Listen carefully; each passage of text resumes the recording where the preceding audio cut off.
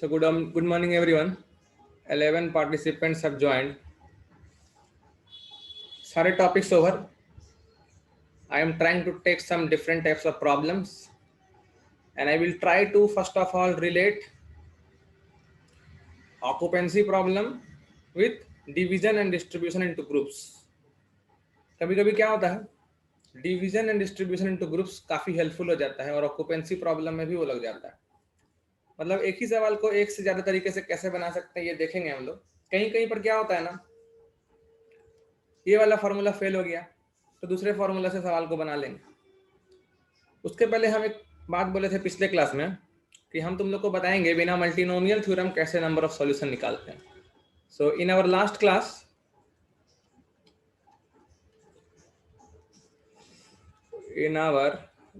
Class we had equation, इस तरीके का इक्वेशन था शायद 4y1 plus 3y2 plus 2y3 plus y4 equal to 0, where y1, y2, y3 and y4 were non-negative. So number of solutions क्या आएगा ये हम मल्टीनोमियल थ्योरम से तो बता ही दिए थे. Equal to coefficient of what, equal to 10 है ना, इधर 0 लिख दिया. तो कोफिशिएंट ऑफ x पावर 0 कहाँ से ढूंढोगे? This will be 10.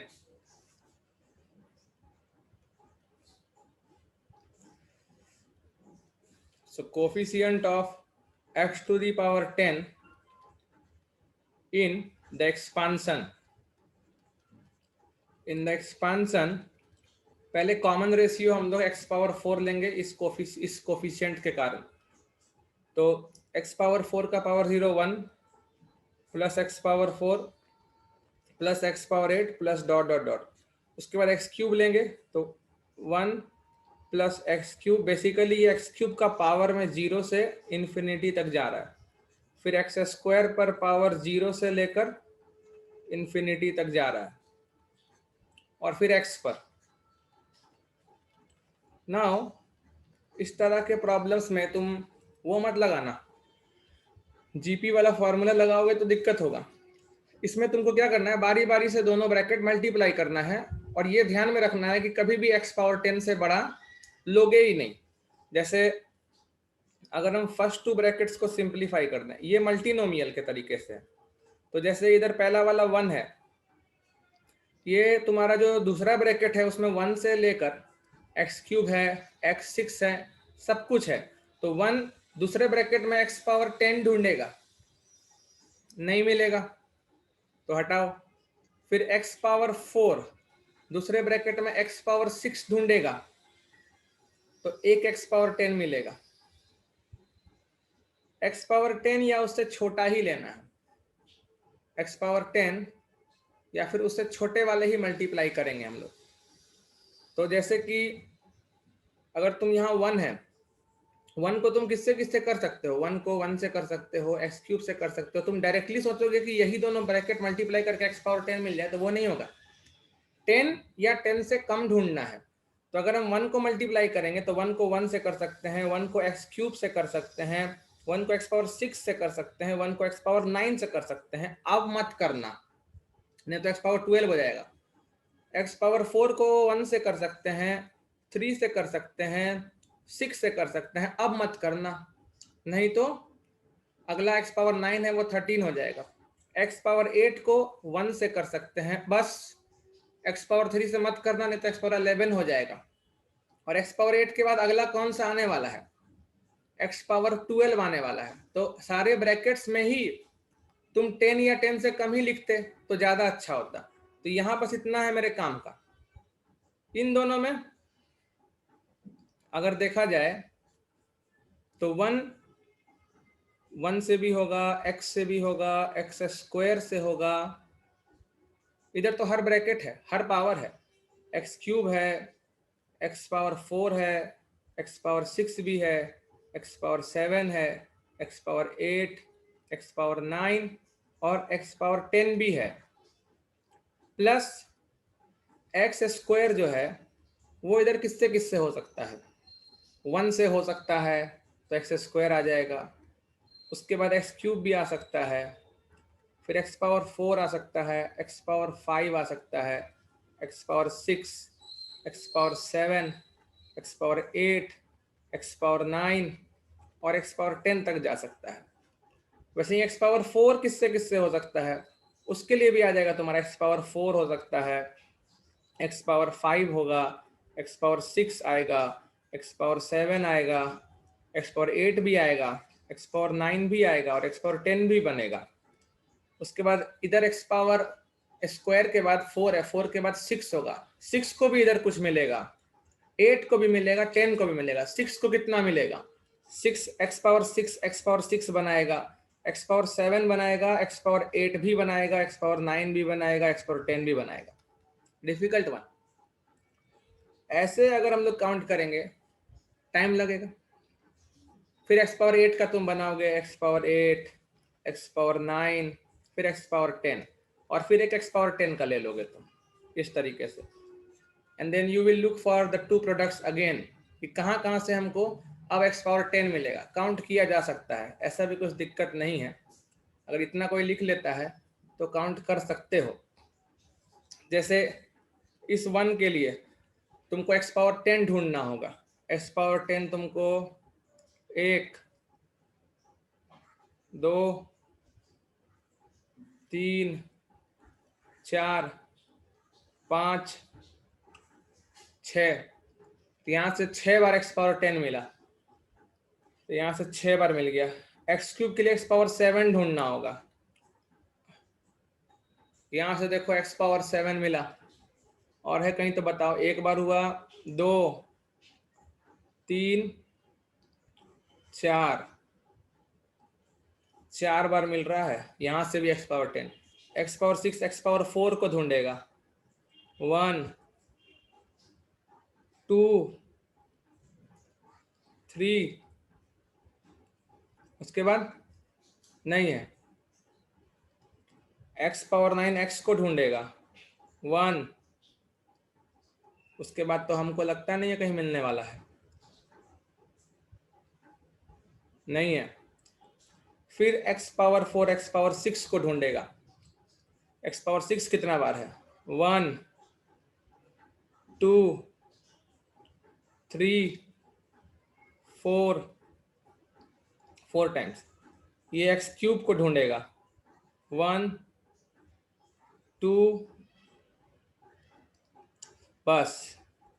X power 10 1 को ढूंढेगा, एक बार है 1 और शायद एक ही बार है। और एक्स पावर 8 स्क्वायर को ढूंढेगा, 1,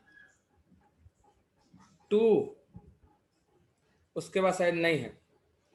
तो जोड़ के कितना होगा, 6 4 10, 3 13 14, 14 और 4 18, 18 तो 20, 20 1 21 और 2 23। सो 23 सॉल्यूशंस पॉसिबल, जो हम लिखे थे कल। और यू कैन से चारों ब्रैकेट्स मल्टीप्लाई करके तुम एक्स पावर 10 का कोफिशिएंट 23 देख सकते हो। और फिर इसको हम 4 फैक्टोरियल से मल्टीप्लाई करने का बात किए थे, क्योंकि हम लोग अपने मन से एज्यूम कर लिए थे कि पहले लड़के से ज़्यादा दूसरे को मिलेगा, दूसरे से ज़्यादा तीसरे को मिलेगा, तीसरे से ज़्यादा चौथा को मिलेगा, जबकि ऐसा कोई चीज़ बोला नहीं गया था। तो वो आपस में 4 फैक्टोरियल तरीके से अरेंज कर सकता है। But I will say that अगर तुम कोई फार्मूला लगा के कोफिशिएंट निकाल सकते हो तो वो तो बेस्ट होगा। नहीं तो एक ट्रिक है, एक टेक्निक है जो हमेशा काम करेगा। But it depends on you कि तुम वो ट्रिक लगाना चाहोगे या नहीं लगाना चाहोगे। वो क्वेश्चन देख करके एनालाइज करना बेस्ट है। अगर सिर्फ एक का ही कोफिशिएंट 1 से अलग हटके है तो मेरे हिसाब से या तो तुम कोफिशिएंट निकालने वाला टेक्निक लगा लो, क्योंकि 3 ब्रैकेट में तो तुम्हारा कॉमन रेशियो एक्स रहेगा, एक्स स्क्वायर वगैरह नहीं रहेगा। या जिसका कोफिशिएंट 1 से अलग हटके होता था उसको राइट साइड में हम ले गए थे, और n plus R minus one C R minus one लगाए थे और समेशन कर दिए थे, वो लास्ट वाला वेरिएबल कहाँ कहाँ क्या क्या वैल्यू ले सकता है इसके हिसाब से, वो टेक्निक भी बताए थे। Plus y4 equal to 0। If you remember that technique please raise hand. वो समेशन वाला याद होगा जिसमें हम क्वेश्चन किए थे तुमको x1 plus x2 plus x3 plus 4 times x4, ये वाला क्वेश्चन किए थे हम। Plus 4 times x4 equal to 20, तो हम इसमें कर दिए थे x1 plus x2 plus x3 equal to 20 minus 4 times x4 और समेशन कर दिए थे सीधा, ये मेरा n हो गया, तो n plus R minus one, n plus R minus one, तो इतना प्लस 3 करोगे तो 23 और एक घट जाएगा, तो 22 माइनस 4x4 C2, जहां x4 हम वेरी करवाए थे 0 से लेकर 5 तक। आई hope you remember this method. But इसके अलावा अगर सारे कोफिशिएंट्स चेंज्ड हैं तो ये समेशन लगाने मना किए थे। Still you can do the question बिना मल्टीनोमियल थ्योरम लगाए, इस तरह का क्वेश्चन किया जा सकता है। We will make some table. ना देखो, बेसिकली y1 0 हो सकता है, 1 हो सकता है या फिर 2 हो सकता है, दैट्स इट। y1 3 नहीं हो पाएगा क्योंकि y1 अगर 3 हो गया तो 4y1 का वैल्यू 12 हो जाएगा। Very clear. और सम ही 10 है। नाउ हम बस ये देख लेंगे कि y1 जब 0 है ऐसा कितना नंबर ऑफ सॉल्यूशन होगा, y2 जब 0 है तो कितना नंबर ऑफ सॉल्यूशन होगा, सॉरी y2 बोल रहे हैं, y1।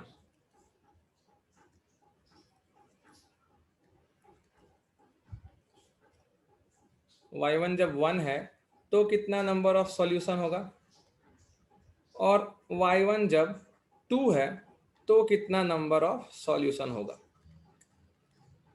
और तीनों को ऐड कर देंगे। ना जब y1 0 होगा तो तुम्हारा कंडीशन क्या होगा, तब कंडीशन होगा 3y2 plus 2y3 plus y4 equal to 10 होगा। इसका तुम टेबल ही बना लो ना, इसका तो तुम नंबर ऑफ सॉल्यूशन ऐसे ही ओरली बता सकते हो।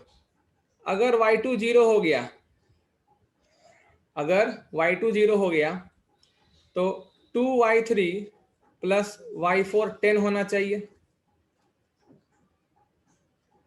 अब इसका कितना सॉल्यूशन हो सकता है तुम ही सोचो, इसका कितना सॉल्यूशन हो सकता है तुम ही सोच लो,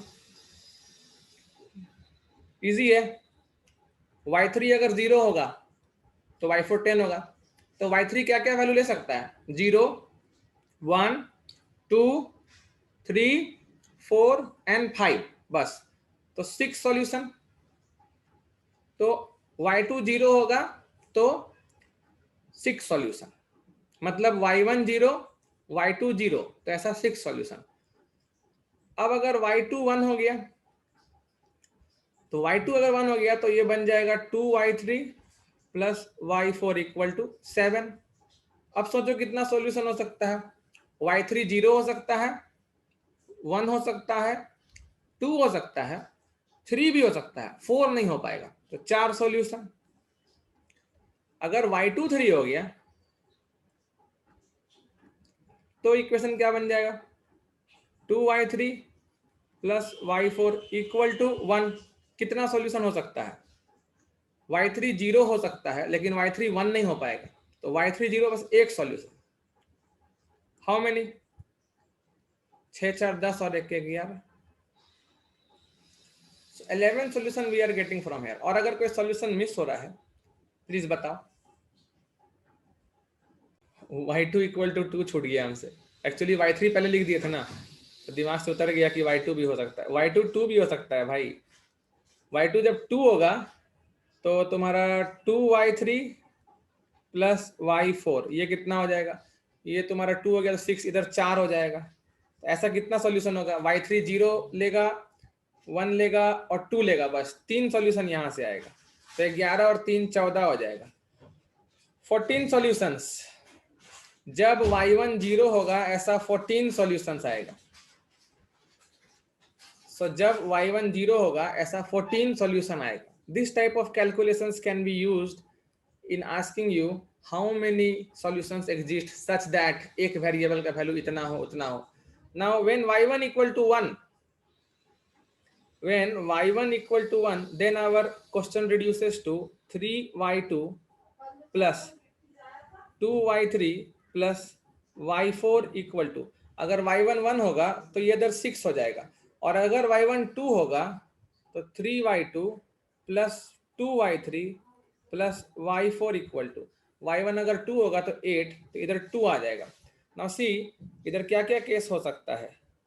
जब y2 0 होगा, जब y2 1 होगा, जब y2 2 होगा, और जब y2 0 होगा तो 2y3 प्लस y4 6 होगा। जब y2 1 होगा तो 2y3 प्लस y4 3 होगा, और जब y2 2 होगा तो 2y3 प्लस y4 0 होगा। तो इस केस में y3 मेरा 0 1 2 3 4 वैल्यू लेगा। इस केस में y3 मेरा 0 हो सकता है, 1 हो सकता है, तो 2 सॉल्यूशन आएगा। इस केस में मेरा दोनों को 0 होना पड़ेगा, एक ही सॉल्यूशन आएगा। So overall we have 7 such solutions जिसमें y1 1 होगा। नाउ ऐसा कितना सॉल्यूशन होगा जिसमें y1 2 होगा? y1 2 होने वाला सॉल्यूशंस मेरे पास कौन कौन सा आएगा? y1 अगर 2 होगा तो मेरे पास ये सिचुएशन आ जाएगा। इस केस में मेरे पास y2 0 हो सकता है, y2 1 भी नहीं होगा, y2 1 होगा तो ओवरऑल निगेटिव। तो बस एक ही केस बच रहा है, y2 जब 0 होगा तो क्वेश्चन बन जाएगा 2y3 plus y4 equal to 2। यहाँ पर क्या हो सकता है, यहाँ कितने सॉल्यूशंस हो सकते हैं? यहाँ y3 क्या क्या वैल्यू ले सकता है? एक तो 0 हो सकता है, एक तो 1 हो सकता है। 2 सॉल्यूशन यहाँ आ रहा है। So you can see total 23 solutions. 14 ऐसा सॉल्यूशन है जिसमें y1 0 होगा, 7 ऐसा सॉल्यूशन है जिसमें y1 1 होगा, और 2 ऐसा सॉल्यूशन है जिसमें y1 2 होगा।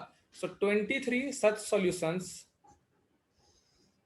वो भी non negative. Positive integral solution पूछता तो सबको 1 1 1 वैल्यू दे करके नॉन निगेटिव पे ले आते, और फिर ये लॉजिक भी लगा सकते हो। See an important type of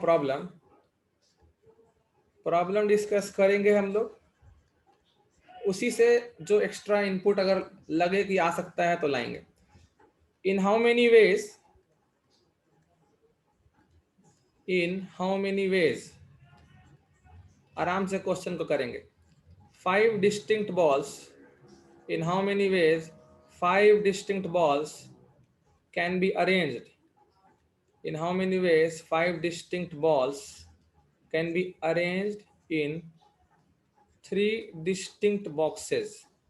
In 3 distinct boxes if पहला part no box is empty, no box is empty। दूसरा part exactly one box is empty, exactly one box is empty। तीसरा बात empty box is allowed, empty box is allowed। Please solve। See, question is a good one। Generally people are confused in such type of problems, they just divide 5 balls in 3 boxes, but the question in how many ways 5 distinct balls can be arranged in 3 distinct boxes if there are many conditions। So fine, पहले हम तुमको most basic तरीके से बताएंगे, most basic तरीके से, उसके बाद एक शॉर्ट टेक्निक देंगे। शॉर्ट टेक्निक तुम्हारा सिर्फ और सिर्फ काम करेगा सिर्फ 2 केस पर। शॉर्ट टेक्निक काम करेगा तुम्हारा कोई भी बॉक्स एम्प्टी ना होना चाहिए या एम्प्टी बॉक्स अलाउड है। इस तरह का क्वेश्चन अगर पूछ देगा ना कि एक बॉक्स एम्प्टी होना है, 2 बॉक्स एम्प्टी होना है, तो फिर वो शॉर्ट ट्रिक काम हम नहीं करेगा। इसलिए पहले हम लोग बेसिक से डिस्कस करेंगे क्वेश्चन को आराम से, कूल। सबसे पहले डिस्कस करते हैं कोई भी बॉक्स एम्प्टी नहीं है। First case let us discuss no box is empty and trust me you will enjoy the solution. और अगला बार से कभी गलत नहीं होगा तुम लोग से। Please let us go by basics. तो नो बॉक्स इज एम्प्टी का मतलब है कि each box has at least one ball. Each box has at least one ball और एटमोस्ट पे कोई रेस्ट्रिक्शन नहीं है। तो अगर हमारे पास 3 बॉक्सेस हैं तो तीनों में एक एक बॉल तो जाना ही है। अभी 2 बॉल और बचा है हमारे पास, तो वो दोनों बॉल या तो किसी एक ही बॉक्स में चला जाएगा, मतलब एक बॉक्स के पास 3 हो जाएगा, या फिर वो किसी 2 बॉक्स में बटेगा एक एक, मतलब एक बॉक्स के पास 1 और एक बॉक्स के पास 2 और एक बॉक्स के पास 2 हो जाएगा। So definitely from here we have 2 possible cases only. Now we are just dividing it into groups. बाद में हम 3 फैक्टोरियल कर देंगे कि कौन से बॉक्स में कितना का ग्रुप जाएगा। तो 1 3 1 1 का ग्रुप हो सकता है, या फिर 2 2 और 1 बॉल्स का ग्रुप हो सकता है। 2 possibilities. This is case 1 and this is case 2। 2 possibilities. Now case 1 में अरेंज करने के लिए आपको पता है क्या करना पड़ेगा। केस 1 में आपको अरेंज करने के लिए पहले जो 5 बॉल्स है आपके पास उसमें से आपको 3 ग्रुप्स में बांटना होगा। You have 5 balls, you have to divide it into 3 groups. एक ग्रुप में 3 बॉल होना चाहिए, एक ग्रुप में 1 बॉल होना चाहिए और एक ग्रुप में 1 बॉल होना चाहिए। So this can be done in 5 factorial by 3 factorial 1 factorial 1 factorial into 1/2 factorial. क्यों 1/2 फैक्टोरियल? क्यों, जल्दी मैसेज में भेजो। 1/2 फैक्टोरियल हम क्यों किए हैं? Just tell me the reason fast. Why I have divided by 2 factorial? Why I have divided by 2 factorial? क्योंकि 2 ग्रुप्स का साइज सेम है। 2 ग्रुप्स का साइज सेम है 1 और 1। तो ये बस हम 5 चीज को 3 ग्रुप में बांटे। अब वो 3 ग्रुप जिसमें एक 3 बॉल है, 1 बॉल है, 1 बॉल है, वो आपस में इस 3 बॉक्सेस में अरेंज कर सकता है। What is being arranged? Ball arrange नहीं कर सकते। बॉल का 3 ग्रुप है, एक ग्रुप में 3 बॉल, एक ग्रुप में 1 बॉल और एक ग्रुप में 1 बॉल। ये 3 ग्रुप 3 बॉक्स में अरेंज कर सकता है। कितना तरीका से?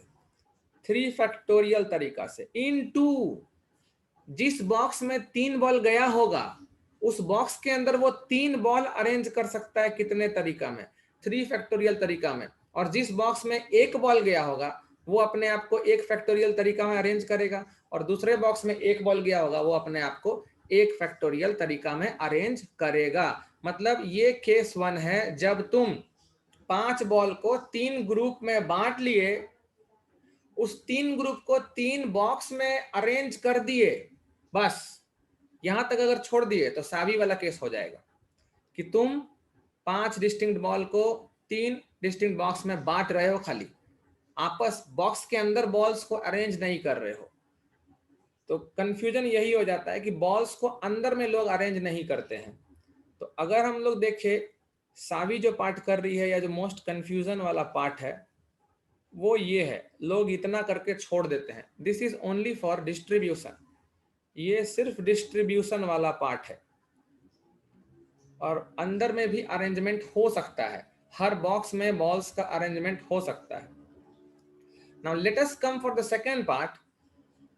सेकेंड पार्ट में हमारे पास 5 बॉल है, इसको हमको 3 ग्रुप में बांटना है ताकि एक ग्रुप में 2 बॉल हो, एक ग्रुप में 2 बॉल हो और एक ग्रुप में 1 बॉल हो। तो हम लोग ग्रुप बना सकते हैं कितने तरीका से? 5 factorial by 2 factorial 2 factorial 1 factorial, और 2 ग्रुप का साइज सेम है इसीलिए 1/2 फैक्टोरियल।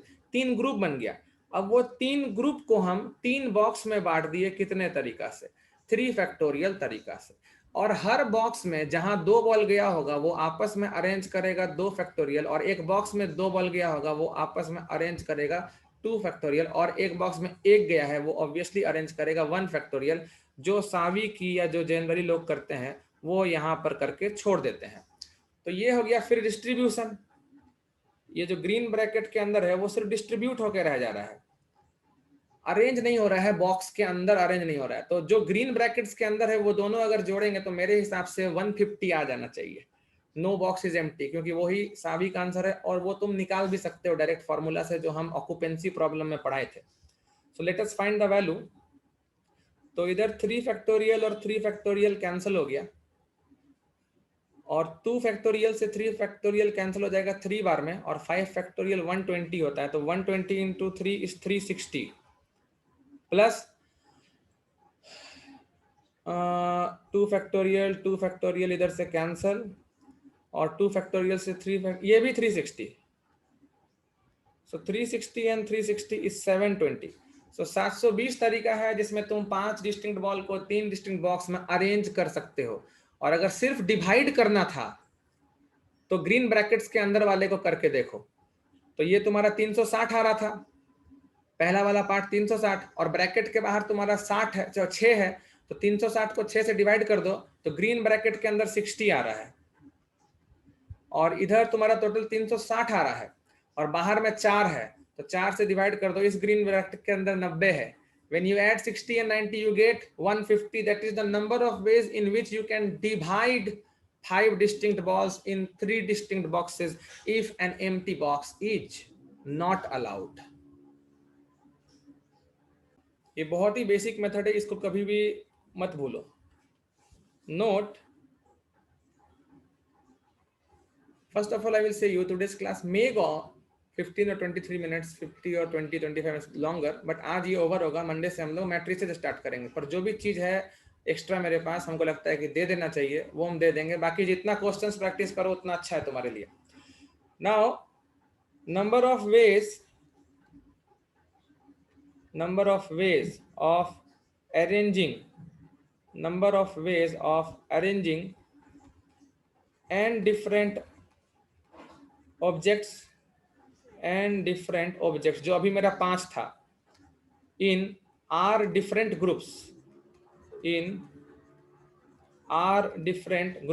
जो मेरा अभी 3 था, such that no group is empty, is n factorial into n minus 1 c r minus 1. This is direct answer. Now you must be thinking why. Let me explain it first. n चीज है तुम्हारे पास, से a1 a2 a3 a4 a5 dot ऐसे करके तुम्हारे पास an distinct objects है तुम्हारे पास, और तुमको इसको r डिफरेंट ग्रुप में बांटना है ताकि कोई भी ग्रुप एम्प्टी ना रहे। अगर एम्प्टी रहे बोल दिया है तो भी तुमको बता देंगे क्या आंसर आएगा। If empty group is allowed, ये पहले कर देंगे। If empty group is allowed, then number of ways, ये तुम्हारा लास्ट पार्ट पूछे थे हम, empty group is allowed, then number of ways, इसमें क्या है a1 a2 a3 a4 a5 dot an distinct objects है। तुमको इसको r डिफरेंट ग्रुप्स में अरेंज करना है, अरेंज तो बांटना भी होगा और अरेंज भी करना होगा। तो ऑब्वियसली हम तुमको पहले भी बताए हैं, इन n चीजों को r चीज में बांटने के लिए तुमको r-1 आइडेंटिकल बार्स लगाना पड़ेगा। जैसे अगर तुमको 3 ग्रुप में बांटना है तो एक बार यहां लग गया और एक बार यहां लग गया, मतलब तुम 3 ग्रुप में बांट दिए, और अगर तुम total number of possible arrangements कर दिए, टोटल कितना चीज हो गया, पहले n डिस्टिंक्ट चीज था और 2 आइडेंटिकल बार, मतलब टोटल n+2 थिंग्स है जिसमें से 2 एक जैसा है, तो n+2 फैक्टोरियल बाई 2 फैक्टोरियल, ये अगर कर दोगे तुम तो तुमको all possible arrangements of these blue letters and 2 red bars मिल जाएगा। उसमें ये भी केस होगा जो दिख रहा है और उसमें ये भी केस होगा जो दिख रहा है, बार यहीं पे होगा लेकिन ये तीनों आपस में अरेंज कर गए होंगे। Please please please tell me, are you getting? ये तीनों भी आपस में अरेंज कर गए होंगे, ऐसा केस भी आ गया होगा। अगर हम बार्स और बॉल्स सबको अरेंज कर दें तो ऐसा भी केस आया होगा जब ये दोनों बार्स यहीं रहेंगे और ये तीनों भी आपस में अरेंज हुआ होगा, ये दोनों भी आपस में अरेंज हुआ होगा, ये सारे आपस में अरेंज हुए होंगे, हर केस आया होगा। इनफैक्ट इसमें ऐसा केस भी आया होगा कि ये दोनों बार यहां नहीं रहकर ये दोनों बार हो सकता है यहां आ गया हो। मतलब समझे तुम, पहला वाला बॉक्स एम्प्टी, दूसरा वाला बॉक्स एम्प्टी, और तीसरा वाला बॉक्स में सारे बॉल्स आ गए हैं, वो आपस में अरेंज भी हो गए हैं क्योंकि हम पूरा का पूरा n+2 चीज को अरेंज कर रहे हैं जिसमें दो चीज एक जैसा है। इसमें बॉल्स और बार्स सब अरेंज हो रहा है। तो ऐसा बहुत सारा सिचुएशन आया होगा जब दोनों बार लेफ्ट साइड में होंगे और ये n बॉल्स आपस में अरेंज कर रहा होगा। मतलब पहला दो बॉक्स में 0-0 बॉल होगा और लास्ट वाले बॉक्स में सारे बॉल होंगे, वो आपस में अरेंज कर रहे होंगे, सारा अरेंजमेंट्स होगा इसमें। इफ एकदम क्लियर, प्लीज रेज हैंड।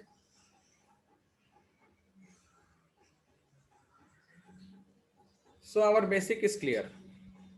तो आपको R ग्रुप्स में अरेंज करना है। So quite obvious you have to use R-1 bars. You have to use R-1 bars. वो बार कहीं भी हो सकता है, anywhere possible. So like this we have R-1 identical bars. अगर हम n चीज और R-1 आइडेंटिकल बार्स को थ्रू आउट अरेंज कर दें तो बार अरेंज भी हो रहा होगा, मतलब बॉक्सेस में नंबर ऑफ बॉल बदल भी रहे होंगे, और बार एक ही जगह पर फिक्स करके भी बॉल अरेंज हो रहा होगा। मतलब बॉक्सेस में सेम कन्फिगुरेशन में भी, सेम कन्फिगुरेशन मतलब सेम नंबर ऑफ बॉल्स का डिस्ट्रीब्यूशन जाकर वो बॉल्स भी आपस में अरेंज कर रहे होंगे। सारे केसेस आ रहे होंगे इसमें। So total number of things to be arranged is n+R-1 factorial, जिसमें से R-1 चीज एक जैसा है। That's it. और अगर हमको empty box is not allowed, मतलब सारे बार्स लेफ्ट में आ जाए या सारे बार्स राइट में आ जाए या सारे बार ऐसे आ जाए, is this allowed? Please send me message yes और नो। अभी हमको ये वाला डिवीजन अलाउड है क्या? अगर कोई भी बॉक्स एम्प्टी अलाउड नहीं छूटना चाहिए तो is this allowed? I don't think that this is allowed, क्योंकि इसमें दोनों बार के बीच में कोई भी बॉल नहीं आ पाया, तो इसमें एम्प्टी बॉक्स छूट रहा है। तो इसको करने के लिए हमको क्या करना है? सबसे पहले तो इन n बॉल्स को अरेंज कर लो, कोई प्रॉब्लम नहीं है। कितने तरीका से कर पाओगे? n फैक्टोरियल तरीका से कर पाओगे। What I have written here, सारे बॉल्स अरेंज हो गए। अब बॉल्स अरेंज होने के बाद आपको n बॉल्स के बीच में n-1 एम्प्टी स्पेस दिख रहा होगा। टोटल n-1 एम्प्टी स्पेस दिख रहा होगा। इसमें से कोई R-1 चुन लो, इसमें से कोई R-1 चुन लो। पहले ही हम n फैक्टोरियल में लिख दिए हैं कि बॉल्स आपस में कितने डिफरेंट तरीका से अरेंज हो सकता है, और उसके बाद जो बीच का R-1 गैप आया है, सॉरी n-1 गैप, ये सब n-1 गैप है हमारे पास, n-1 गैप्स। इस n-1 गैप्स में तुम R-1 बार को पुट कर दो तो तुम देखोगे कि R पार्ट्स में सारे बॉल्स बढ़ जाएंगे और कोई भी बॉक्स एम्प्टी नहीं होगा, और उसमें all possible arrangements of balls भी आ गया होगा। इसीलिए n फैक्टोरियल से हम सारे बॉल्स को अरेंज कर दिए और बाकी n-1 गैप्स में से R-1 गैप चुन के उसमें बार डाल दिए, ताकि बार डालने से बॉक्सेस में बट गया। If you apply this logic for no box empty, you will get answer directly here. First case, पहला केस लॉजिक से जाएं, नो बॉक्स इज एम्प्टी, मतलब empty box is not allowed. तो तुम्हारे पास 5 बॉल्स है, पहले तो उन 5 बॉल्स को अरेंज ही कर दो, इनटू 5 बॉल को अरेंज करने से उनके बीच में 4 गैप्स बना होगा। कितने? 4 गैप्स बने होंगे। उसमें से तुम क्या सेलेक्ट कर लो? Just tell me how many gaps to be selected? 2, क्योंकि 3 पार्ट में बांटना है ना, 3 पार्ट में बांटना है। तो पहले तो सारे 5 बॉल्स को अरेंज कर लिए, अब उसको 3 पार्ट में बांटना है, तो 5 बॉल्स को अरेंज करने के बाद उनके बीच में 4 गैप्स बन रहा है, उस 4 गैप्स में तुमको सिर्फ 2 गैप चुनना है ताकि सारे बॉल्स 3 पार्ट में बट जाए। सो 4C2, so answer will be 120 into 6, so 720. So 720 is the number of possible arrangements of 5 distinct things in 3 distinct boxes such that no box is empty. Last part भी बन गया, I hope so. Last part को कर सकते हैं हम लोग। Last part में क्या बोला है, empty box is allowed. Empty box is allowed अगर हमको करना है, इसका मतलब है कि तुम्हारा फॉर्मूला लगेगा n+r-1 factorial by r-1 factorial. क्यों? क्योंकि समझ रहे हो 3 पार्ट में बांटना है तो 2 बार डालने होंगे, तो टोटल तुम्हारे पास कितना चीज हो जाएगा, 5 + 3-1 फैक्टोरियल। 2 बार डाले हो जिसमें से 2 बार आइडेंटिकल है, so this is how much, 7 factorial by 2 factorial, so this is 5040 by 2, so total 2520 तरीका होगा जिसमें तुम 5 डिस्टिंक्ट बॉल को 3 डिस्टिंक्ट बॉक्सेस में बांट सकते हो, और एम्प्टी बॉक्सेस अलाउड है। अब इन एम्प्टी बॉक्सेस अलाउड में क्या क्या केस आ सकता है, या तो एक बॉक्स एम्प्टी होगा या तो 2 बॉक्स एम्प्टी होगा। तो 2 बॉक्स एम्प्टी होगा वाला केस बहुत इजी है, इसलिए हम नहीं पूछे। But I should ask you, इतना कंफ्यूज रहते हो कि पूछना भी चाहिए था। 2 बॉक्सेज आर एम्प्टी का केस इजी है। 2 बॉक्सेज आर एम्प्टी मतलब तुम्हारे पास टोटल 3 बॉक्स है, इसमें से कोई 2 एम्प्टी रहना है। So number of veg,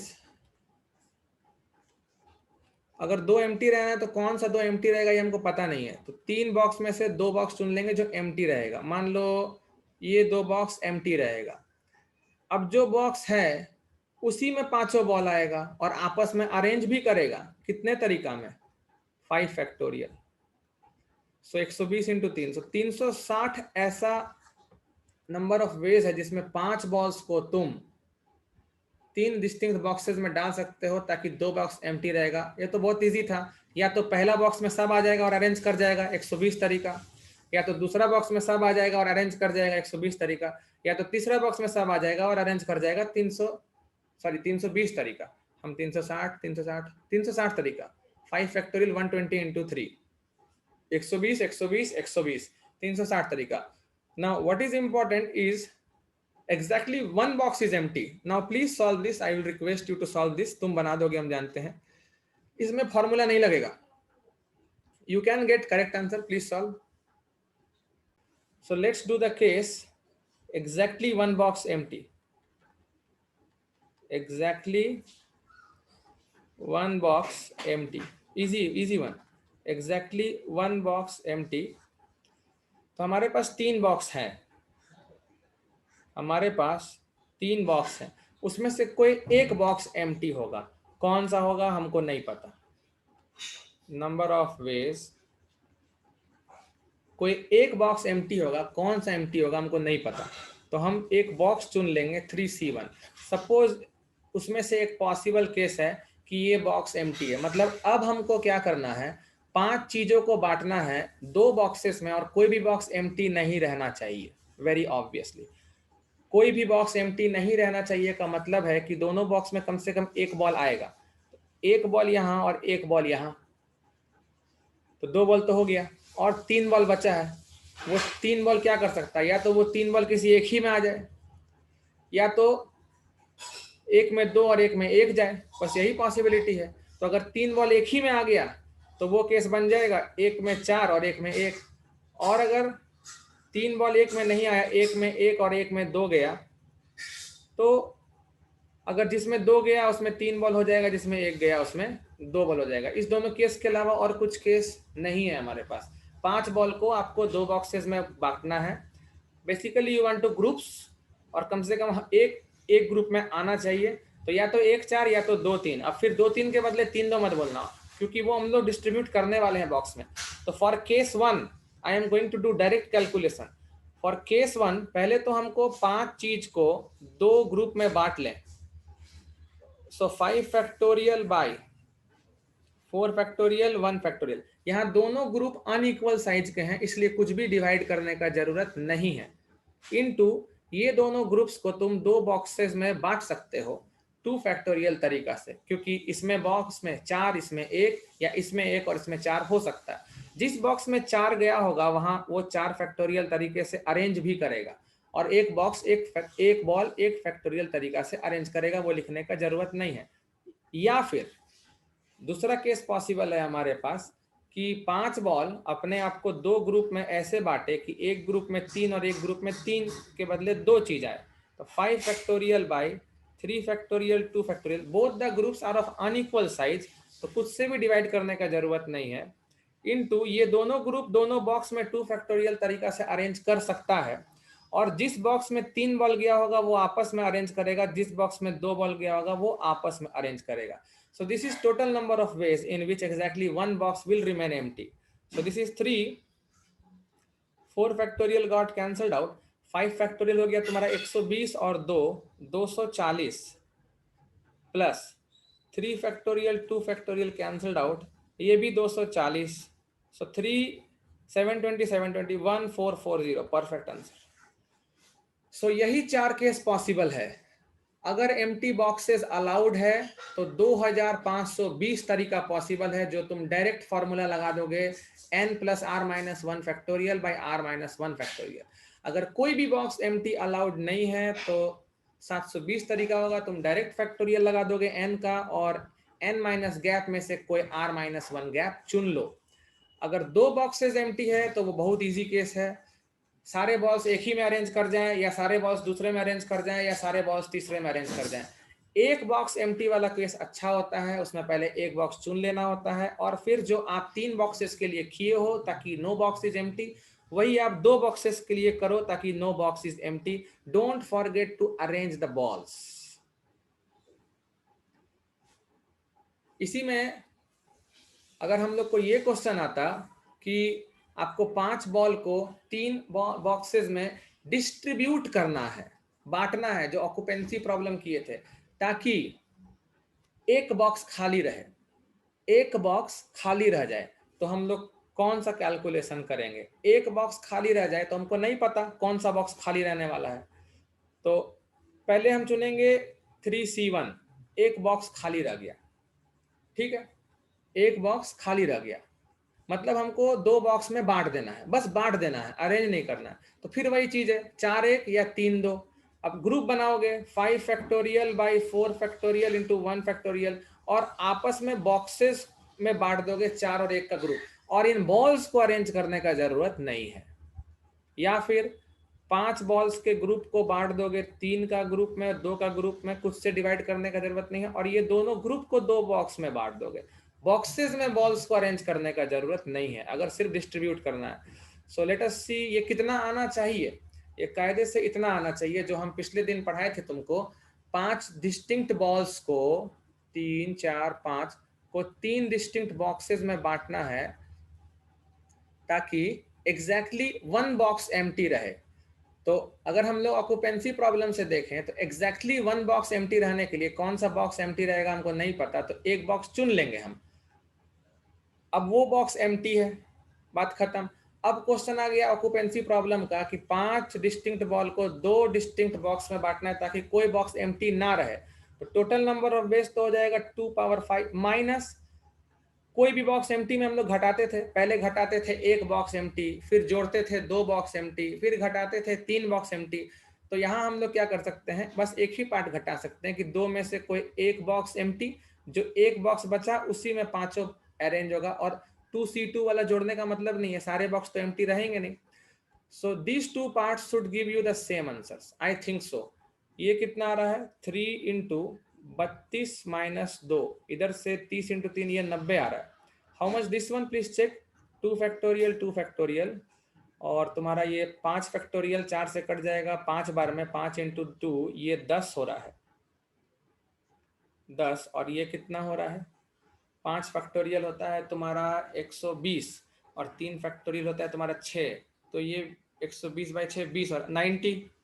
so see all parts are interlinked, चाहे तुम ऑक्यूपेंसी प्रॉब्लम से कर लो या तुम division and distribution into group से कर लो, दोनों चीज से तुम्हारा आंसर आएगा। Division and distribution into groups बहुत सक्सेसफुल मेथड है, क्योंकि उसमें exactly 1 box empty, exactly 2 box empty, 3 box empty, कोई भी चीज बना दोगे। लेकिन फॉर्मूला में एग्जैक्टली 1 बॉक्स एम्प्टी में तुम डिस्ट्रीब्यूट तो कर लोगे ये वाला मेथड से, एग्जैक्टली 1 बॉक्स एम्प्टी में तुम डिस्ट्रीब्यूशन में नहीं फेल होगे, ये तुम कर दोगे चाहे कितना भी बॉक्स में करना हो, क्योंकि ये वाला तुमको फॉर्मूला सिखा दिए हैं इंक्लूजन एंड एक्सक्लूजन प्रिंसिपल से, PIE, principal of inclusion and exclusion. लेकिन अगर तुमको एक बॉक्स एम्प्टी बोल के अरेंज भी करने बोल देगा, तो ये मेथड तुम लगा दोगे अगर, तो तुम्हारा 90 आ जाएगा। अब इसको अरेंज कैसे करोगे? 90 तो हो गया तुम्हारा डिस्ट्रीब्यूशन। अब इसको तुम डायरेक्टली खुद से मल्टीप्लाई भी नहीं कर सकते हो कि इतना फैक्टोरियल बाई इतना फैक्टोरियल कर दे अरेंजमेंट के लिए। क्यों? क्योंकि इसमें 2 केसेस आया हुआ है, एक केस 1 है और एक केस 2 है। दोनों का कॉन्फ़िगरेशन अलग है, इधर 4-1 वाला कॉन्फ़िगरेशन है, इधर 3-2 वाला कॉन्फ़िगरेशन है, जिसके लिए यहाँ 4 फैक्टोरियल और 1 फैक्टोरियल आता है, यहाँ 3 फैक्टोरियल और 2 फैक्टोरियल आता है। तो अरेंजमेंट में केसेस बनाने पड़ जाएंगे। तो distribution and division into groups वाला मेथड बहुत सक्सेसफुल ग्रुप्स है मेरे हिसाब से। No problem. Let's see this one, derangement, नाम से ही पता चल रहा है। डी अरेंजमेंट मतलब एक प्रॉपर अरेंजमेंट को बिगाड़ने वाला तरीका। प्रॉपर अरेंजमेंट मतलब सब चीज अपने ही परफेक्ट लोकेशन पर चले जाएं। जैसे for example I will tell you, example से समझना बेटर है। हमारे पास एक लेटर है और एक बॉक्स है, और बॉक्स पे लिखा हुआ है B1, या एनवेलप बोलो, एनवेलप 1 या बॉक्स 1। ठीक है, तुमको आंसर करना है, मैसेज में आंसर भेजना जरूरी है। मेरा क्वेश्चन ध्यान सुनना, कितने तरीके से तुम एक लेटर को एक बॉक्स में डाल सकते हो ताकि कोई भी लेटर अपने सही बॉक्स में ना जाए? How many ways you have, in how many ways you can divide और you can distribute one letter in one box such that no letter goes in its right place? सावी का answer 2 आ गया। Question समझे सावी? L1 L2 वाला नहीं case, L1 L2 वाला नहीं, वो अभी नहीं है, वो अभी नहीं है, सिर्फ ये केस है। क्वेश्चन सुनो, इन how many veg one letter can be distributed in one box such that no letter goes in its right place? In how many ways? Kaustub's answer is correct, 0 0 होगा ना सावी?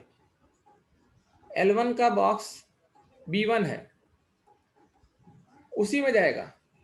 और अगर B1 से दिक्कत हो रहा है तो हम लोग E1 लिख लेते हैं, एनवेलप है, एनवेलप।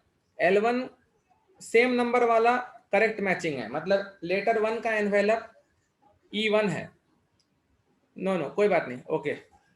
तो भाई इसमें है कि लेटर 1 जो है वो E1 में ही जाएगा, तो यहाँ derangement is not possible, यहाँ derangement is not possible. Derangement का मतलब समझो, डी अरेंजमेंट का मतलब होता है number of ways of arranging, number of ways of arranging n distinct objects, n distinct objects. इसमें फॉर्मूला और एग्जाम्पल्स ही इंपॉर्टेंट है जो हम डिराइव करके दिखाएंगे, क्वेश्चन तुम खुद कर लोगे। Number of ways of arranging n distinct objects in n boxes या in n places so that none of them goes in correct place, so that none of them goes in their correct place, in their correct place, and is denoted by, and is denoted by, इसको हम denote करते हैं dn से। dn मतलब the arrangement of n things, number of ways of arranging n objects in n places such that no object goes in its right place, इसको कहते हैं हम de arrangement of n things। Hence we write here de arrangement of one thing will be 0, क्योंकि एक letter है और एक envelope है तो ऑब्वियसली अपने में ही जाएगा, ऐसा कोई तरीका नहीं है जिसमें वो लेटर अपने तरीका में ना जाए। So see next example, suppose we have letter 1 and letter 2 and we have two envelopes, envelope 1 and envelope 2। कितना तरीका से तुम दो लेटर को दो एनवेलप में अरेंज कर सकते हो ताकि कोई भी लेटर अपने एनवेलप में ना जाए? Please answer. Easy question. कितने तरीके से अरेंज कर सकते हो दो लेटर को दो एनवेलप में ताकि कोई भी लेटर अपने एनवेलप में ना जाए? There is only one possible way. पहला बात तो अरेंज ही करने का दो तरीका है, 2 फैक्टोरियल। एक ही तरीका है कि L1 E2 में चला जाए और L2 E1 में चला जाए, hence we write the arrangement of two things is 1। मतलब दो चीजों को दो बॉक्स में अरेंज करोगे ताकि कोई भी अपने बॉक्स में ना जाए का सिर्फ दो एक ही तरीका होता है। Now suppose you have 3 letters and you have 3 envelopes. आराम से कितना डिफरेंट तरीका से तुम 3 लेटर को 3 एनवेलप में अरेंज कर सकते हो ताकि कोई भी लेटर अपने एनवेलप में ना जाए। कौस्तुभ का आंसर 5 गलत है। Only 2 possible ways. Now see how. L1 के लिए, okay Shardul, thank you. L1 या तो E2 में जा सकता है या तो E3 में जा सकता है। अगर L1 E2 में गया तो L2 E1 में नहीं जाएगा, क्योंकि अगर L2 E1 में चला गया तो L3 E3 में चला जाएगा जो अपने परफेक्ट में चला गया। So that's not acceptable. L2 L3 में जाएगा और L3 जाएगा L1 में। तो ये एक पॉसिबल अरेंजमेंट है 3 चीजों का 3 बॉक्स में ताकि कोई अपने में नहीं गया। लेकिन एक और तरीका है। अभी तो L1 को तुम E2 में भेज दिए थे, ऐसा कोई जरूरी थोड़ी है। L1 A3 में भी जा सकता है। L1 अगर E3 में चला गया तो ऑब्वियसली L2 E1 में जाएगा और L3 E2 में जाएगा। So these are only 2 possible derangements, मतलब कोई अपने में नहीं गया। So we write D3 equal to D1। Now the question is 10 things to be arranged in 10 boxes so that none of them goes in its right place. The arrangement of 10 things. You cannot answer. You cannot answer. इस तरीके से cases बना के संभव नहीं है वो करना। Now how to do that? So we will derive a general formula for dearrangement of n things. Now see, फिर भी दिमाग लगा के कर दोगे। Now see, so general formula for dn आराम से करेंगे। जनरल फॉर्मूला फॉर dn, ये सब खुद से सोचने का है, खुद से सोचने का है, पर सोचवा दे रहे हैं। n objects L1 L2 L3 L4 Ln-1 n letters n envelopes. आराम से समझोगे, हड़बड़ाओगे नहीं, बोल दे रहे हैं। Since it's last class, we will leave no stone unturned. जो भी हो सकता है बढ़िया बढ़िया चीज हम लोग देख लेंगे। And now I will have to give you seat. तुम्हारा वर्कलोड ज्यादा भी है तो थोड़ा सीट तो बनाना ही पड़ेगा ना। Now see what to do is that सावी का आंसर आ रहा है n-1 फैक्टोरियल आएगा ना सर, देखो ना लाके दिखा रहे हैं। Now see, total number of ways of arrangement is obviously n factorial, इसमें कोई डाउट नहीं है। Total number of arrangements, total number of arrangements equal to n factorial। इस n factorial में बहुत सारे लेटर्स अपने अपने एनवेलप में चले गए होंगे और उसमें वो भी केस होंगे जिसमें कोई अपने एनवेलप में नहीं गया होगा।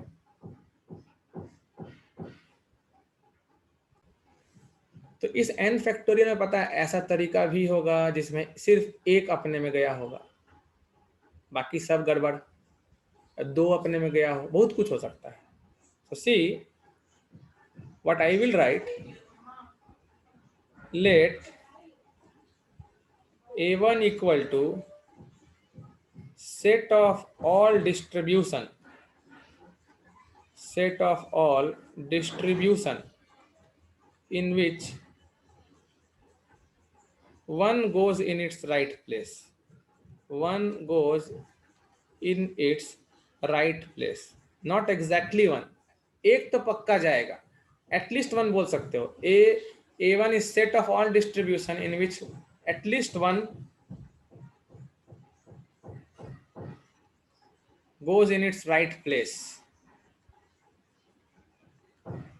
कम से कम एक तो पक्का जाएगा। तो you can write number of such distributions will be, कोई एक तो पक्का जा रहा है अपने जगह में, कौन जा रहा है नहीं पता, तो एक तो हम चुन लेंगे NC1 जो अपने में जाएगा, बाकी n-1 किसी भी तरीके से अरेंज करें, हमको कोई दिक्कत नहीं है।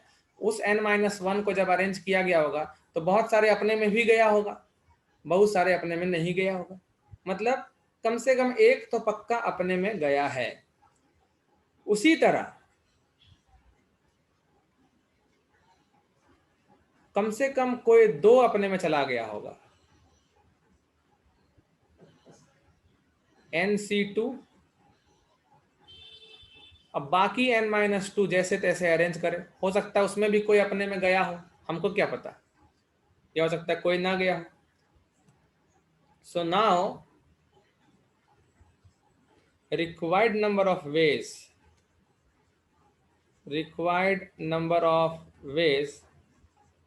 is equal to, this is again to be done by principle of inclusion and exclusion. Total number of possible ways is n factorial minus वही प्रिंसिपल ऑफ इंक्लूजन और एक्सक्लूजन, कम से कम एक अपने जगह में गया होगा, मतलब n ऑफ A1 एक अपने जगह में गया होगा, ऐसा जितना भी केस हो सकता है, NC1 into n-1 factorial minus कोई दो अपने में चला गया होगा, मिनिमम दो तो गया ही होगा, प्लस कोई तीन अपने में गया हो कम से कम। अब बार बार प्रिंसिपल ऑफ इंक्लूजन और एक्सक्लूजन इसलिए लगाना पड़ रहा है क्योंकि इसमें भी हो सकता है कोई दो गया होगा अपने जगह में, इनफैक्ट इसमें भी हो सकता है कोई तीन अपने जगह में गया होगा, इनफैक्ट इसमें भी बहुत सारा केस होगा जिसमें तीन या चार अपने जगह में गया होगा। So we have to use principle of inclusion and exclusion. So n-3 factorial minus कोई चार at least n-4 factorial, this will go like this. So how much it's coming, let us check.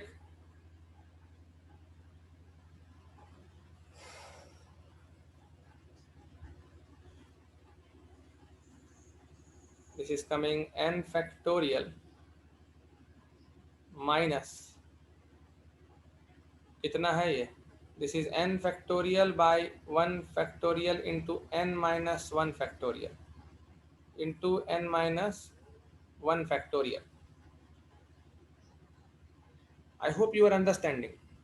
Minus n factorial by 2 factorial into n-2 factorial into n-2 factorial plus n factorial by 3 factorial into n-3 factorial into n-3 factorial minus n factorial by 4 factorial into n-4 factorial into n-4 factorial plus dot dot dot so on. So this simplifies to n factorial minus, ये हो गया तुम्हारा n factorial by 1 factorial minus n factorial by 2 factorial plus n factorial by 3 factorial minus n factorial by 4 factorial plus dot dot dot.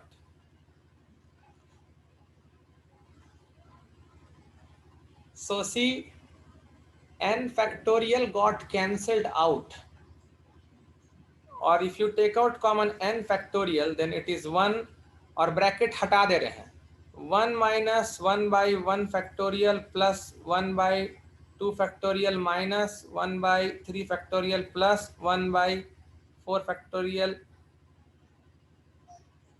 minus dot dot dot, ऐसे ही चलेगा। और तुमको 1 1 काट देना है तो काट दो, हमको क्या दिक्कत है। तो दिस इज 1 by 2 से शुरू होगा और अल्टरनेट साइन चलेगा जब तक n तक नहीं पहुंच जाओ। क्योंकि उसके आगे थोड़ी भेज सकोगे फिर। So this is the formula for D n, derangement of n things, ताकि एन चीज को तुम अरेंज करो और कोई अपने जगह में ना जाए। Let us check using this formula. D1 answer 0 आना चाहिए था। Yes, 1 factorial into 1 minus 1/1 factorial तक ही रुक जाएगा। ये फॉर्मूला इसीलिए नहीं लिख रहे थे क्योंकि ये एप्लीकेबल हो जाता है n ग्रेटर देन और इक्वल टू 2 पर, n ग्रेटर देन और इक्वल टू 2 पर, n 1 पर वो फॉर्मूला नहीं आता। सो दिस इज 0, करेक्ट। D2 1 आना चाहिए, अभी जस्ट निकाले थे। 2 factorial into 1 minus 1/1 factorial plus 1/2 factorial. So yes, it's coming 1। D3 2 आया था मेरा, 3 factorial into 1 minus 1/1 factorial plus 1/2 factorial minus 1/3 factorial. तो ये तुम्हारा हो जाएगा 3 माइनस 1, यस 2। D4 भी निकाल सकते हो। D4 के लिए फॉर्मूला होगा 4 factorial into 1 minus 1/1 factorial plus 1/2 factorial minus 1/3 factorial plus 1/4 factorial. So D4 is how much? 24, 12, 4 plus 1, so 15। Wrong answer कॉस्तो, नॉट, अच्छा सॉरी सॉरी सॉरी सॉरी, हम ऐड कर दिए थे। करेक्ट आंसर कॉस्तो 9, मतलब 4 लेटर को 4 एनवेलप में अगर बांटना चाहते हो ताकि कोई भी एनवेलप सही लेटर में ना आए तो 9 तरीका है। अब D10 तो ऐसे भी निकालोगे तो बहुत ज्यादा फैक्टोरियल हो जाएगा, तो उसके लिए we can have a relation which is an important note. हम रिलेशन लाना चाह रहे हैं, relation between dn minus 1 and dn minus 2, you can say a recurrence relation. Now हमारे पास वही सिचुएशन ले लो, n लेटर्स है हमारे पास, ये एक लाइन में प्रूव होगा। अगर ध्यान दो तो E1, E2, E3, E4, En minus 1, En। तो देखो,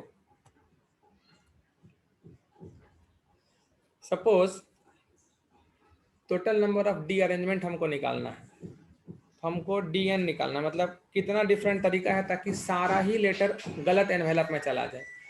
तो अगर हम एक लेटर को रैंडमली पकड़ते हैं L1, तो सबसे पहले तो ये गलत में चला जाए, तो इसके पास कितना ऑप्शन होगा? Message message fast. ये सबसे पहले तो हमको भेजना है कि सारे के सारे लेटर्स गलत एनवेलप में चले जाएं। तो अगर L1 का बात किया जाए तो उसके पास कितना ऑप्शन होगा ताकि वो गलत एनवेलप में चला जाए? Obviously n-1 option. इसके पास n-1 ऑप्शन है, E2 का है, E3 का है, E4 का है, कुछ भी है। तो मान लो कि E2, now we focus on E2, E2 पर कंसंट्रेट करो। E2 एनवेलप में दो पॉसिबिलिटी है, या तो L1 आ जाएगा या तो L1 नहीं आएगा। वेरी क्लियरली, अगर E2 में L1 आ गया, अगर E2 में L1 आ गया, अगर E2 में L1 आ गया, क्योंकि हमारे पास देखो पॉसिबिलिटीज n-1 है। L1 लेटर E2 में भी जा सकता है, E3 में भी जा सकता है, E4 में भी जा सकता है, E5, En-1, En किसी में भी जा सकता है। तो एक पॉसिबिलिटी लिए कि L1 E2 में तुम डाल दिए, एनवेलप 2 में तुम लेटर 1 डाल दिए, बात खत्म।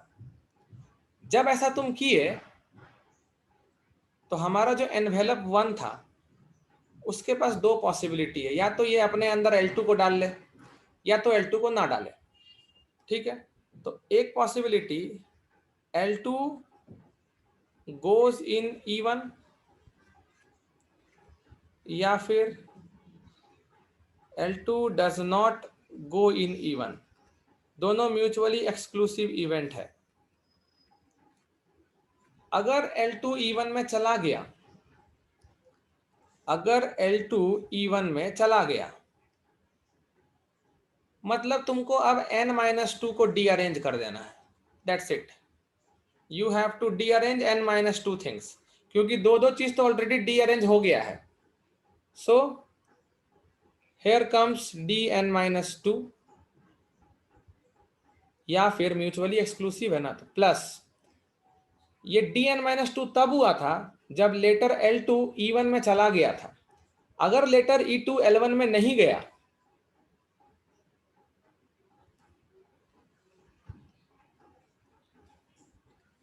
अगर लेटर L2 E1 में नहीं गया, then it's derangement of n-1 things, क्योंकि फिर तुम्हारे पास n-1 ऑब्जेक्ट है, सबको डीअरेंज कर दो, अपने आप सारा डीअरेंज हो जाएगा। सबको डीअरेंज करोगे का मतलब L3 से लेकर Ln तक तो कोई जाएगा ही नहीं अपने में, और L2 के लिए भी जो एनवेलप बचेगा वो गलत ही बचेगा, क्योंकि L2 का एनवेलप में ऑलरेडी L1 आ चुका है। तो दो ही केस था तुम्हारे पास कि अगर तुम L1 E2 में डाल दिए, हालांकि L1 के पास n-1 केसेस थे, लेकिन उसमें से एक रैंडम केस L1 चुना कि E2 में हम जाएंगे, तो वो E2 में जब चला गया, E2 में जब वो चला गया, तब तुमको सारे के सारे चीजों को डीअरेंज करने का दो पॉसिबिलिटी था। L2 L1 वाले एनवेलप में चला जाए या फिर L2 L1 वाले एनवेलप में ना जाए। तो L2 अगर L1 वाले एनवेलप मतलब E1 में चला गया, तो L1 और L2 तो गलत गलत में चला गया है, बाकी बचे n-2 को डीअरेंज कर दो, कोई अपने में ना जाए। और अगर L2 E1 में नहीं गया, तो जो n-1 चीज है उसको डीअरेंज कर दो, कोई अपने में नहीं जाएगा। And this has to be whole multiplied by n-1। Why n-1? क्योंकि तुम L1 को अपने मन से E2 में डाले थे, वहां भी पॉसिबिलिटी था कि L1 E3 में जाता। अगर L1 E3 में जाता तो फिर वही सब होता कि लेटर L3 या तो E1 में जाए या तो नहीं जाए। अगर लेटर L3 E1 में जाता तो दो चीज डीअरेंज हो गए, बाकी n-2 को डीअरेंज कर दो, फिर dn-2 आता। और अगर लेटर L3 E1 में नहीं जाता तो बाकी n-1 जो चीज है सबको डीअरेंज कर दो। तो overall you have to multiply this by n-1। So this is the recurrence relation, you should always remember. This is applicable for n greater than और इक्वल टू 2। ऑब्वियसली n 1 पे काम नहीं करेगा। Now from this you can find any number of dearrangements। इसको check करना है, we can check it। D3 निकाल के देखते हैं। D3 का मतलब n3 रख रहे हो, so 2 times D1 plus D2, so 2 times। एक चीज का डीअरेंजमेंट 0 तरीका था, दो चीज का डीअरेंजमेंट 1 तरीका था, तो 2 करेक्ट आंसर। तीन चीज का डीअरेंजमेंट 2 तरीका था। D4 निकालने का मन है, use the formula 3 times D2 plus D3, this is equal to 3 times D2, याद रखना चाहिए, D4 तक तो याद रखना चाहिए, 9 तक याद रखना चाहिए। D2 1, D3 2, 9। D6 निकाल डालो। अगर 6 लेटर है और 6 को अरेंज करना है ताकि कोई अपने एनवेलप में ना जाए, how much you can do? So this is from the relation, it's 5 times D4 plus D5, and D5 further you can get 4 times D3 plus D4, this is 4 times D3 का मतलब 2 और D4 का मतलब 9, so this is 44। 5 letter को 5 envelope में डालने का 44 तरीका है कि कोई अपने में ना जाए। तो 6 के लिए क्या आएगा, 9 plus 44, 53 into 5 265। हमको 265 तक याद रहता है, इसके आगे हमको नहीं याद है, 6 लेटर तक हमको याद रहता है। So please solve a problem, आराम से करना, हड़बड़ाना मत। Example, in how many veg in how many ways 6 letters can be put in 6 envelopes? 6 envelopes such that first question, at least 2 letters, at least 2 letters goes in wrong envelope, at least 2 letters goes in wrong envelopes. दूसरा, all letters go in wrong envelopes, go in wrong envelopes. At least 3 letters go in wrong envelopes.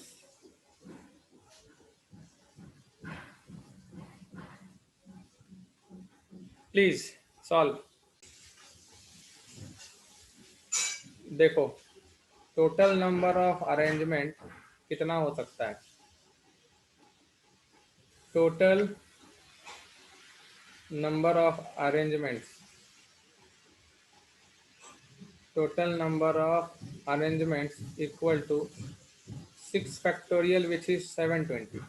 तो पहला question बोल रहा है कि कम से कम एक लेटर गलत जगह में चले जाए. तो तुम बस एक मिस्टेक कर दो तो कम से कम 2 लेटर तो गलत जगह में जाएगा ही, क्योंकि ऐसा हो नहीं सकता है कि सिर्फ एक लेटर अपने गलत जगह में चला जाए और बाकी सारा का सारा सही जगह में चल जाए. इट्स नॉट पॉसिबल, क्योंकि अगर एक गलत में गया तो वो जिसके एनवेलप में गया है उसका लेटर फिर किसी ना किसी और के एनवेलप में जाएगा ही.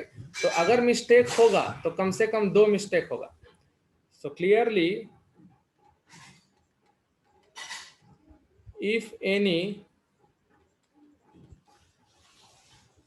mistake occurs, then there must be at least 2 mistakes. क्योंकि एक गलत में गया तो कम से कम 2 जाएगा ही गलत में. मतलब number of veg is total number of veg, उसमें एक तरीका बस घटा दो जिसमें सब अपने अपने में सही चला गया होगा. तो 719 is the answer of first part.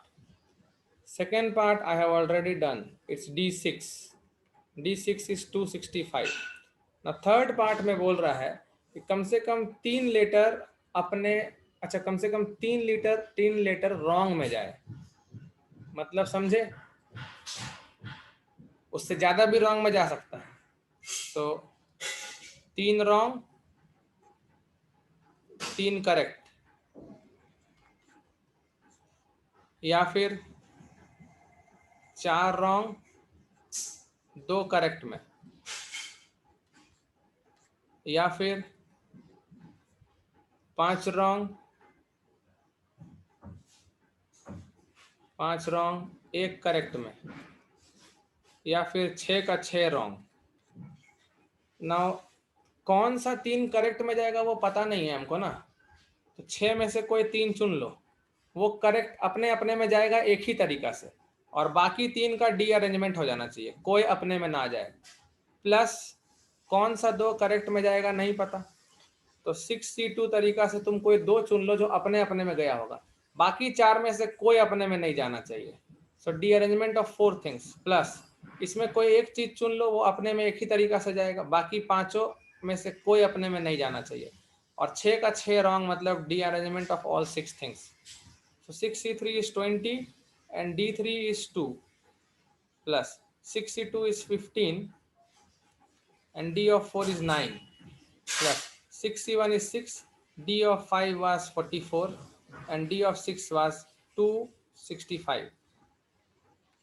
So how much? 40 plus 135 plus 264 plus 265.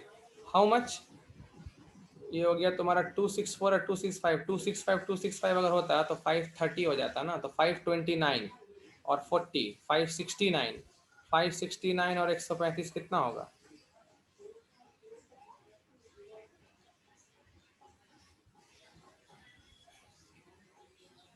704. So 704 is correct answer. वैसे भी कर सकते थे, वैसे भी आंसर आ जाएगा। वैसे मतलब you can do it like this, इसको ऐसे भी कर सकते हैं हम लोग। टोटल नंबर ऑफ वेज मतलब कि 6 फैक्टोरियल माइनस, कम से कम 3 बोल रहा है गलत में जाए, तो कोई भी गलत में ना जाए, मतलब सब सही में चला जाए, या फिर कोई एक गलत में जाए। तो 6C1 कोई एक गलत में गया, कोई एक गलत में गया। कौन सा एक गलत में गया हमको नहीं पता, तो कोई एक गलत में गया का मतलब 5 सही में चला गया ना, तो कौन सा 5 सही में गया नहीं पता। 6 में से कोई 5 चुन लिए जो अपने अपने में सही तरीका से गया। और डी अरेंजमेंट ऑफ 1 जो कि पॉसिबल नहीं है, पहले भी बता दिए थे, कोई एक गलत में जाएगा ये पॉसिबल नहीं है, कम से कम 2 मिस्टेक होगा ही। प्लस पहला वाला में क्या था, इसमें था कि सब सही में जाए, वो हटा दिए। इसमें क्या था, एक गलत में जाए। अब क्या करेंगे, 2 गलत में जाए। 2 गलत में जाए तो 4 सही में जाएगा, तो 6C4 जो 4 सही में गया, अब बाकी 2 जो गलत में गया, ये अगर घटा दे तो भी मेरा आंसर शायद आ जाना चाहिए। तो ये 720 माइनस 1, D1 तो 0 होगा। 6C4 का मतलब कितना होता है, 6C2 15 और D2 1 होता है, सो 1 + 15। 720 में 16 घटाओगे 704। कोई भी तरीका से करोगे तुम्हारा आंसर सेम ही आएगा, उसको बस याद रखो।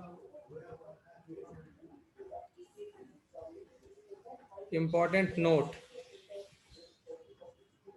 मेरे ख्याल से तुम लोग ये बना दोगे, लेकिन फिर भी हाँ तुम ये बना दोगे, ये हम लोग ऑलरेडी अपने क्लास में क्वेश्चन किए हुए हैं, अपने क्लास में क्वेश्चन किए हैं। जैसे फॉर एग्जांपल, क्या लीजिए जो लेना, हाँ, number of ways of selecting, number of ways of selecting, ये ऑलरेडी तुम लोग जानते हो, फिर भी हम नोट लिखवा दे रहे हैं ताकि भूलो नहीं। Number of ways of selecting r objects out of n where छोटी where p are of same kind,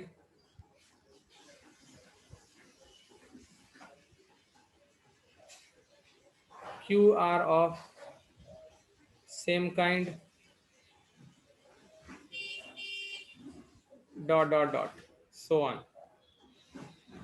तो ये ऑलरेडी तुम जानते हो, this will be equal to, ये वही हो गया तुम्हारा, तुम्हारे पास p ऑब्जेक्ट्स है आइडेंटिकल, q ऑब्जेक्ट्स है आइडेंटिकल, टोटल तुम्हारे पास n ऑब्जेक्ट्स है, और तुमको उस n ऑब्जेक्ट्स में से r चुन लेना है। मतलब समझ लो तुम p एक जैसा वाले में से x1 चुन लिए, q एक जैसा वाले में से x2 चुन लिए, l एक जैसा वाले में से x3 चुन लिए, x1 + x2 + x3 ऐसे करके r हो जाना चाहिए।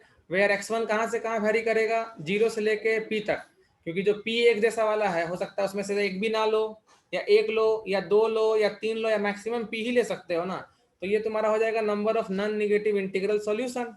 सो इक्वल टू, वो कहाँ से आएगा, वो आएगा यहाँ से, coefficient of x⁻r in p एक जैसा के लिए x⁻0 + x⁻1 + x⁻2 + dot dot dot x⁻p, q एक जैसा के लिए x⁻0 + x⁻1 + x⁻2 + dot dot dot x⁻q and so on.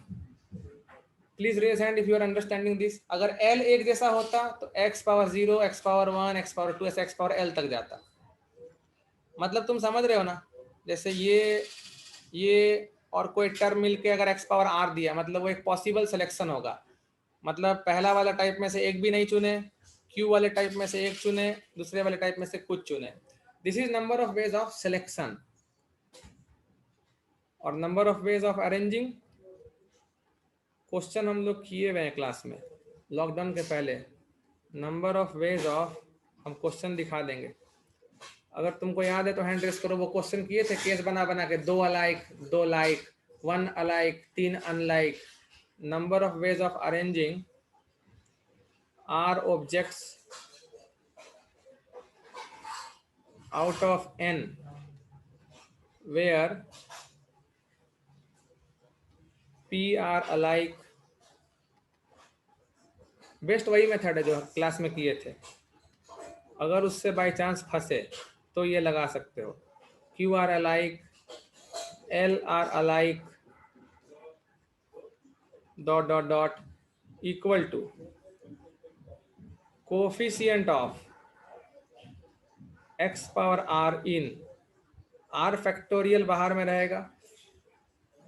Now 1 plus x power 1 by 1 factorial plus x power 2 by 2 factorial, ऐसे p तक जाएगा, x power p by p factorial whole into, फिर 1 plus जो x पर power है उतना ही factorial नीचे, observe करो ये q तक जाएगा,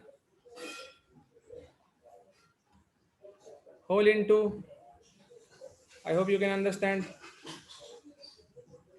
1 plus x power 1 by 1 factorial plus x power 2 by 2 factorial plus dot dot dot x power l by l factorial, और इसी तरह चलेगा ये, इसी तरह। इसमें तुमको x पावर r का कोफिशिएंट निकालना है। I am giving you problem, so करके हमको व्हाट्सएप पर मैसेज भेजो। ऑलरेडी किए इस तरह का, हो सकता है यही क्वेश्चन कर लिए हो, लेकिन क्या पता नहीं किए होंगे। तो इसको तुम दोनों मेथड से बनाओगे प्लीज, दोनों मतलब जो हम लोग लॉकडाउन के पहले किए थे कि 2 अलाइक 2 सेम, मतलब 2 अलाइक 2 डिस्टिंक्ट, ऑल डिस्टिंक्ट, ऐसा केस करके भी करोगे, और ये दोनों फार्मूला लगा के भी करोगे कि आर चीज चुनने का तरीका ये है और आर चीज चुन के अरेंज कर देने का तरीका ये है। क्वेश्चन कुछ ऐसा था, इन how many veg, in how many ways 4 alphabets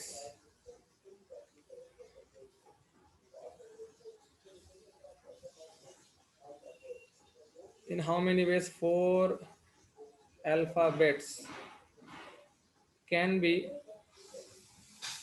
selected as well as arranged from the word। ये बताओ तो एग्जाम में किए थे, क्लास में किए थे क्या एग्जामिनेशन का, या दूसरा किए थे? बोल रहा है in how many ways 4 alphabets can be selected as well as arranged from the word examination. Mrinmoy का आंसर आ रहा है यही था।